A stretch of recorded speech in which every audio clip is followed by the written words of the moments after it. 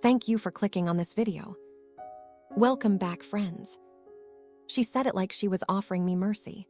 Please don't come to my wedding. I stared, my hands still damp with bleach and detergent. Why? She sighed, her eyes darting away from my worn-out clothes. I don't want people to know you're just a cleaner. Then my mother joined in, her voice calm, cruel, and final. We'll tell them you're dead, she said. Never contact us again. They stood in the doorway like strangers wearing my family's faces. And I, foolishly loyal until the end, walked away with my dignity in shards and my eyes burning. That was 3 months ago. I was the one who raised her.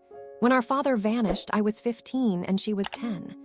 I worked nights at the diner and mornings cleaning offices. My youth traded for her school fees and textbooks. She promised, her small voice full of tears, I'll make it up to you someday.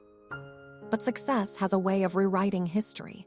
She became a corporate princess, engaged to a CEO, and I became the shame she needed to bury.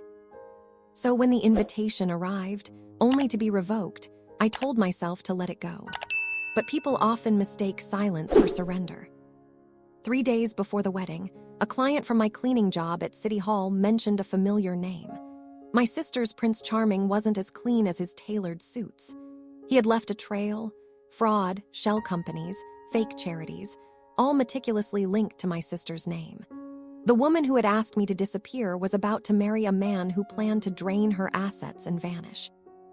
And my mother, her signature was on one of the documents, a trust fund that would transfer everything to him after I do. I sat with that truth for hours. I cried just once. Then I started planning. I still had the cleaning job. I knew people who owed me favors, the kind paid in quiet information, not cash. I gathered it all, scans, records, a damning paper trail. Then I did something I hadn't done in years.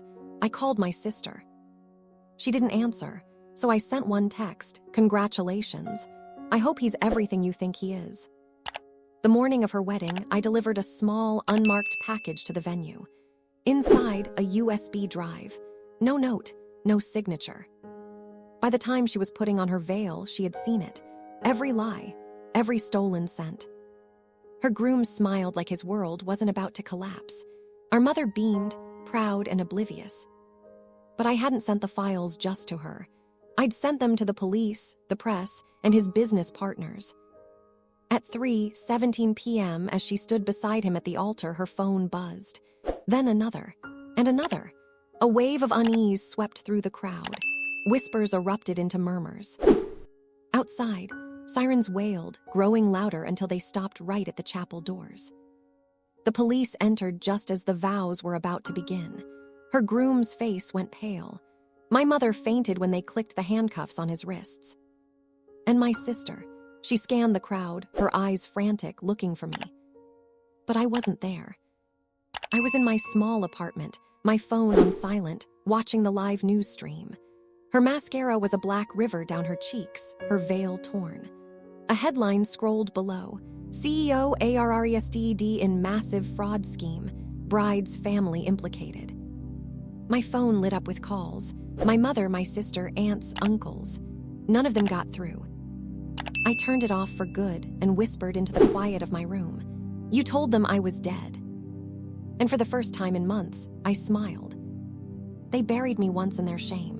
This time, I buried them in the truth. Thanks for watching PastQuest. If you enjoyed the journey into history, don't forget to like, share, and subscribe for more amazing stories from the past. See you in the next quest.